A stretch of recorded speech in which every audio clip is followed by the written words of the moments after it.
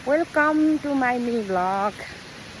So आज चाहिँ नागपञ्चमी यानि कि भाद्र महिनाको 1 गते नागपञ्चमी पनि रहेको छ। हजुरहरूलाई सबैजनालाई नागपञ्चमीको शुभकामना। नाग जस्तो चाहिँ नडस्नु होइन। अनि म चाहिँ आज बिहानै उठेर पूजा गरेर आज नागपञ्चमीको पूजा गरेर चाहिँ म चाहिँ एउटा बर्थडे सरप्राइजको लागि जाँदैछु। खोला यस्तो छ अब हेर्नु, खोला बाटो सानो खोला यस्तो छ, यस्तो मजाले रन्किरहेको छ खोला। अनि आज चाहिँ बर्थडे रहेको छ हाम्रो द्वारिका प्रसाद दाहाल। उहाँ चाहिँ मेरो माइती गाउँको छेउको हजुरबा हुनुहुन्छ।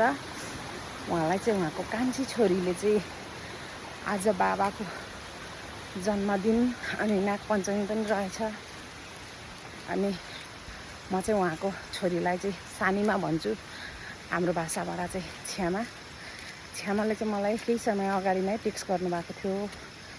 अनि आज मेरो बुवाको चाहिँ जन्मदिन चाहिँ हजुरले स्पेसल गरिदिनु पर्यो भनेर मलाई अनुरोध गर्नुभएको हुनाले म जाँदैछु। बिहानै वाकिङ पनि हुन्छ अनि हजुरबालाई पनि खुसी बनाएर आउँछु भनेर जाँदैछु।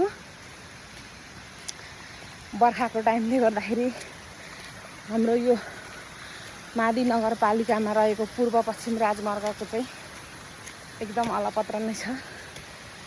गाडी बाइकहरूमा जान सक्ने अवस्था छैन। अनि अलिकता बिजोग छ, बाढी पहिरा यस्तो भित्ताहरू डिस्कनहरू झरिरहेको हुन्छ।